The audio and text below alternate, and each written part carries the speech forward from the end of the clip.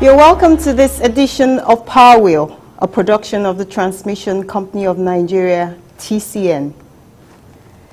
TCN in-house engineers commence repair works to fix 60 MVA Karu transformer in Abuja.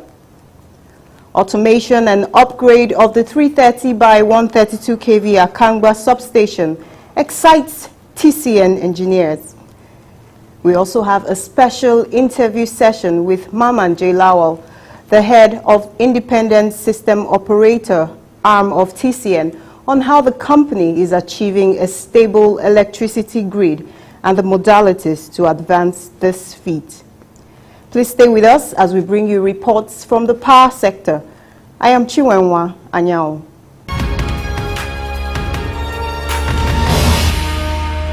The Transmission Company of Nigeria, TCN, is using its in-house engineers to fix a 60 MVA transformer that failed since 2017 at the 132 by 33 kV Karu transmission substation in Abuja. Addressing newsmen at the substation during the first-hand assessment of the transformer repair works, the Managing Director, CEO of TCN, Mr. Usman Gur Muhammad, said, "If you look at what we are doing now is that this transformer, I believe that they are going to fix it. All in all, we are not going to spend up to 5 million. If we are going to transport this transformer to Lagos, even transporting the transformer, which is 60 MVA, cannot be less than 15 million from here. So you see what it is, and I am sure if that transformer goes to Lagos, they can't fix the transformer in less than 6 months and it comes back. So this is what we normally do. Well, that's what we decided to empower the TCN engineers to be doing this thing by themselves.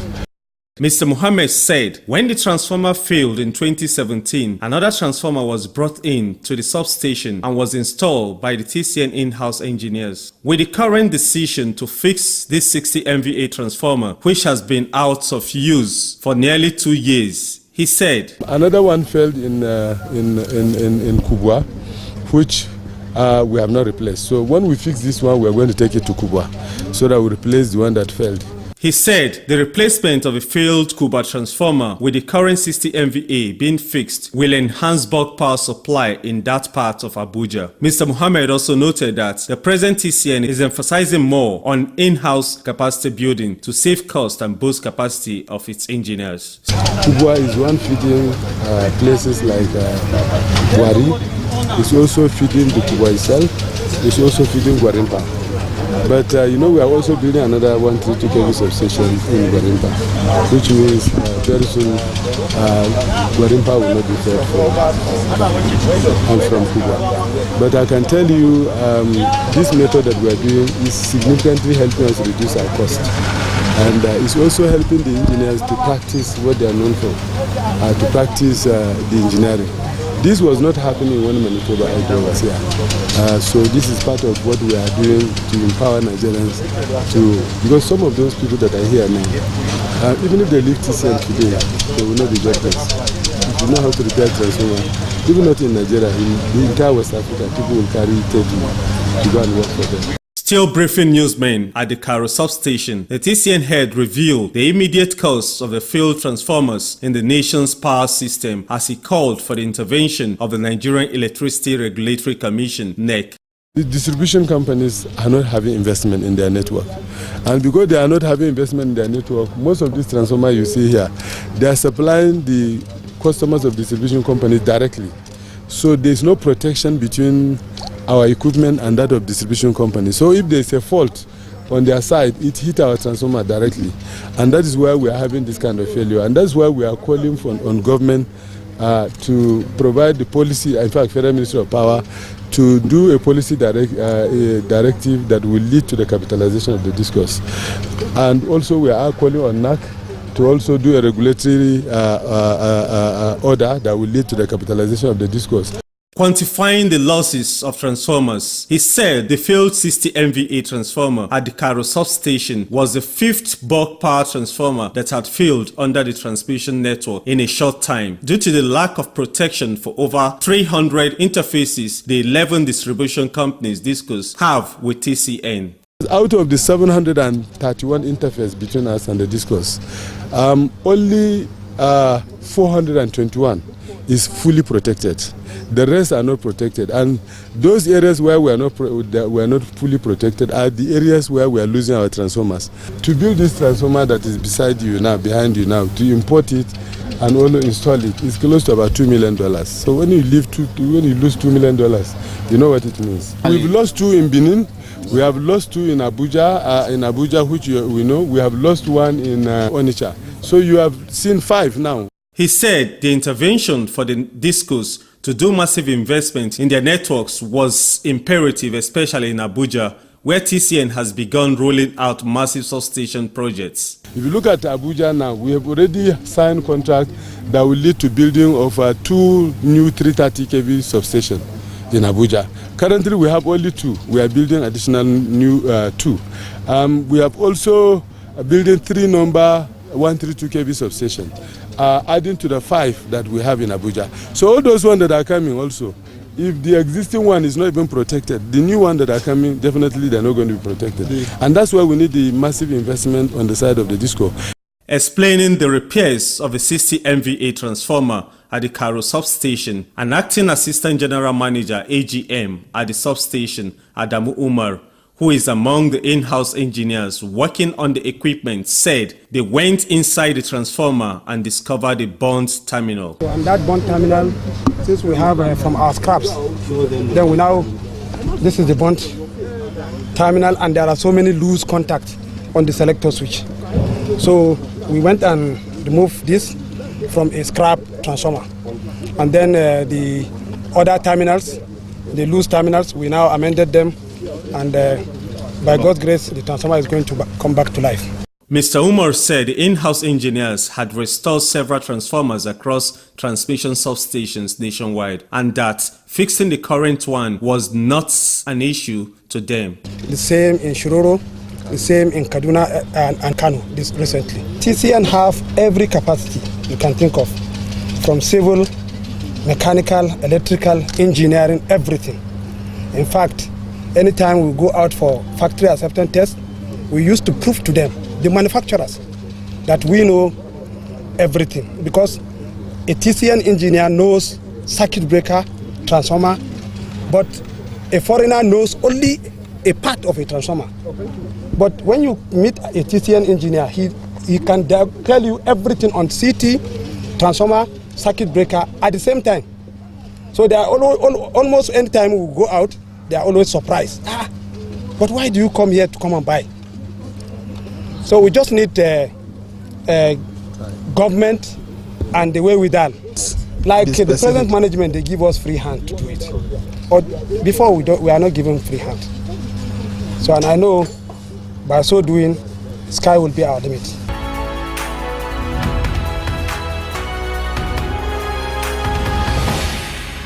The engineers of the Transmission Company of Nigeria, TCN, have described the automation and digitization of operational equipment and facilities at the 330 by 132 kV Akangba substation in Lagos as a milestone that has eased their jobs and boosted the quality of operations. The staff of TCN at the substation revealed this recently to some visiting officials from the Federal Ministry of Power Works and Housing. The substation houses the Akangba sub-region, which is one of the 5 sub-regions under the Lagos region of TCN. Most of its operations at the control room were recently upgraded from manual to a digital type, which has enhanced real-time operation, the staff noted. Assistant General Manager AGM Transmission and Head of Akangba Sub-Region in Lagos, Charles Owamadi, in an earlier interview said the 330 kV substation is the oldest nationwide and has 6 132 kV substations under it. We have installed capacity. We used to have an installed capacity of 600 MVA. But it has been upgraded to 660 on 132 kV level. On 330 kV level rather. Then on 132, it used to be a 2 by 120 MVA substation, because here it's made up of both 330 and 132. It used to be 2 by 60 MVA 132 kV transformer capacity installed here. But in the past 1.5 years, give it 2 years, there has been a very tremendous improvement, installation, upgrading of this transmitting substation. The current status now is 5 by 60 MVA. In other words, additional 3 by 60 MVA, that is 180 MVA have been added into the network.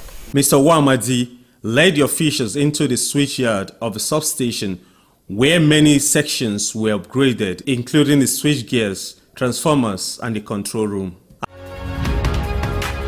At the control room of the Akangba substation, the senior manager system operation, Akangba Area Control, Mr. Mowaya Sunday Samuel, said for over 1 year, the system has been automated. We can open and close most of our equipment via the digital system, which is called the SCADA system.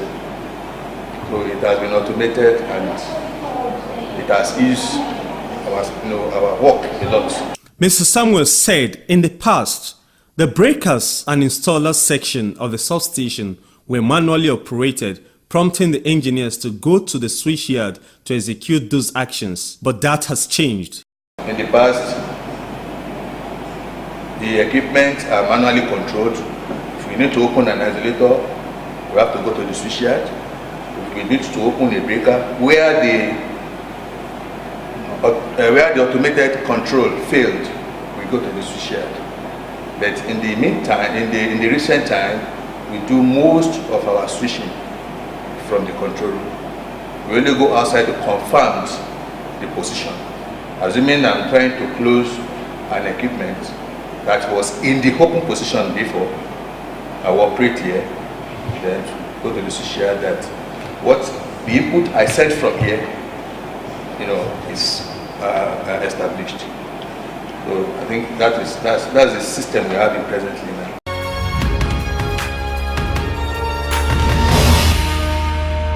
The federal government has created a national content program for the Nigerian power sector to prioritize the building of local capacity to execute projects in the sector. At a workshop by the Nigerian Electricity Regulatory Commission (NEC) in Abuja on the development of national content for the power sector, the Minister of Power Works and Housing, Mr. Babatunde Fashola, said the regulation was proactive. Representing Fashola, the Director of Procurements in the ministry, Ahmed Abdul, noted that the Executive Order 5 of President Muhammadu Buhari allows foreign firms to be contacted only when there is no indigenous capacity, adding that the Executive Order also prohibits the Ministry of Interior from giving visas to foreign workers whose skills are readily available in Nigeria.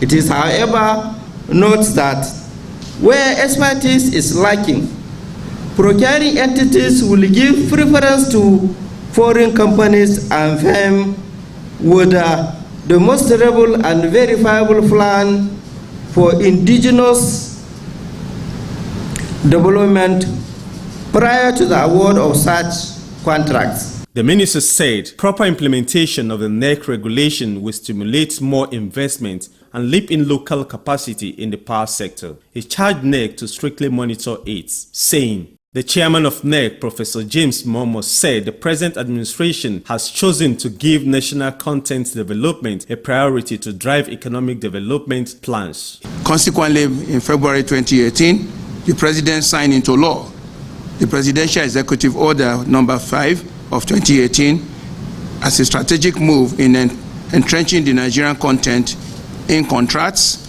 in science, engineering, and technology. And of course, art could also be part of the thing we should do well.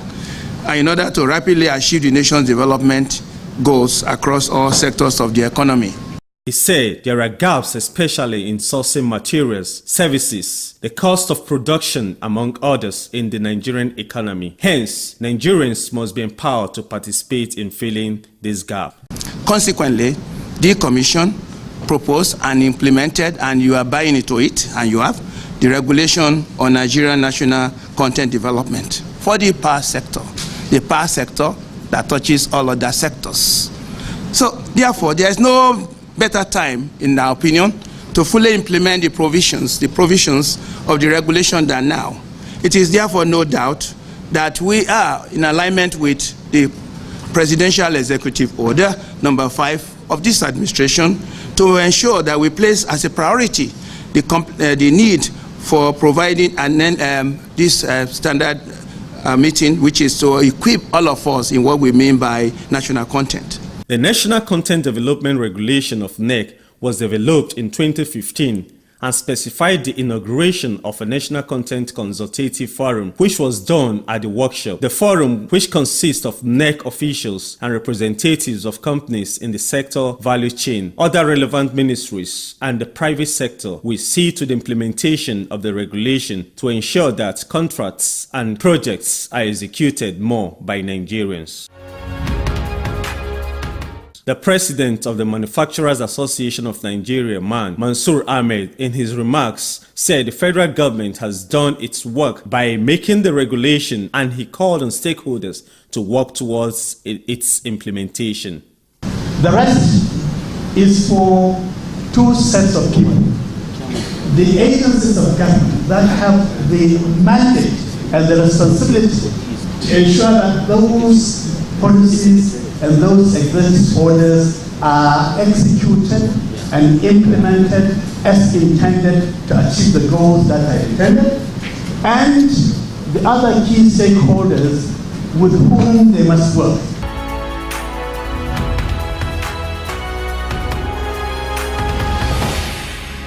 We'll bring you more reports in the Power Flash segment.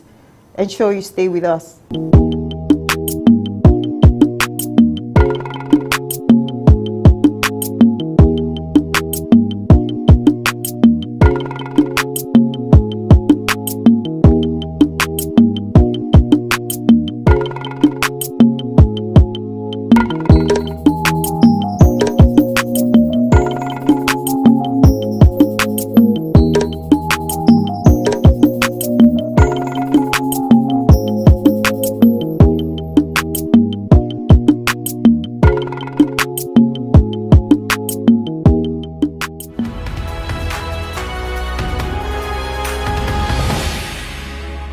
The Transmission Company of Nigeria, TCN, has attained a more stable electricity grid frequency since December 2018.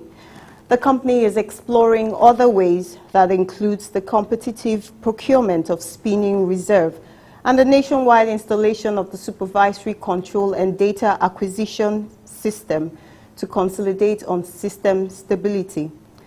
Engineer Maman J. Lawal, the head of Independent System Operator arm of TCN, revealed this in an interview with Powerwheel at Karu Substation in Abuja. Stay with us for the full session.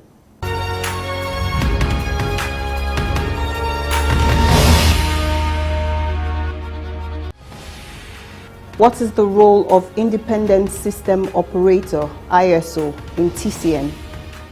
The Independent System Operator, an arm of the Transmission Company of Nigeria, is in charge of grid management.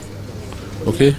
It takes charge of both the engineering administration as well as the commercial administration of the Nigerian electricity supply industry. TCN recently announced a greater stability on the frequency of the power grid. Can you tell us more about this? Yes, the grid has been relatively stable in the sense that disturbances don't occur as frequently as they used to be, right? We have been able to keep operating frequency within limits. Initially, we had it set at between 49.50 Hz to 50.50 Hz. Subsequently, we improved on this and the parameters were constrained to within 49.8 Hz to 50.2 Hz. So there has been a remarkable improvement, and we have been able to achieve this, to sustain this, performance level, right, at least 65% of the time. All right, we still intend to improve on this. We're not yet there, okay? We're not yet there. We have several tasks to accomplish, okay, within set time frame to be able to get to the desired performance level. What are some of the parameters TCN hopes to achieve? You had talked about the SCADA EMS system, that is supervisory control and data acquisition. It's a tool, a veritable tool used in grid management. With SCADA, you are able to have a real-time view of the entire grid. You are able to give operational instructions, okay, and some of these instructions may be implemented automatically in remote areas. The current SCADA EMS system has some limitations. In the sense that we don't have 100% coverage of the entire grid, right? And we have issues with unavailability of job observation points. But the management of TCN is working assiduously towards ameliorating these defects. We are on the verge of procuring a new state-of-the-art SCADA EMS facility. We made the first move to procure the spinning reserve. We were later directed by the Regulatory Commission to deploy a competitive approach to the procurement. And of course, that is the de facto standard the world over. We have since keyed into this. We have since submitted our report to NEC for ratification. And I'm aware that they are really working on it. We expect in the next couple of weeks or months, we'll have obtained the blueprint for actually deploying these spinning reserve. And of course, we expect it will bring down, the occurrence rate of system collapse. With these massive reforms to advance grid stability, what will be your message to the TCN staff? We felt we should explore means of improving on grid performance, okay? And this has to be an ongoing commitment, all right? Yes, there are issues. Likely, the grid will have to be automated. Yes, it will have to be automated, and ultimately, we will thrive to attain the smart grid. We are still several years away from this, which is understandable. But as we try to put in the requisite facilities on ground, we also encourage our engineers to deploy means, all right, to introduce stopgap measures, so that before we get to the destination, at least we are still able to keep the grid running and improve on our performance. There are so many ways. We have the so-called generation dispatch tool. You have the distribution dispatch tool. All right. So these are deployed to ensure that our interaction with other players in the sector, okay, is made more efficient. Okay, so that communication with all stakeholders can really be ordered in a way that we don't have to rely exclusively on voice communication. There has to be documentary evidence when critical dispatch orders are given, okay, so that everybody will be on their toes, so that when instructions are given and the instructions are disobeyed, you know exactly the role played by all stakeholders.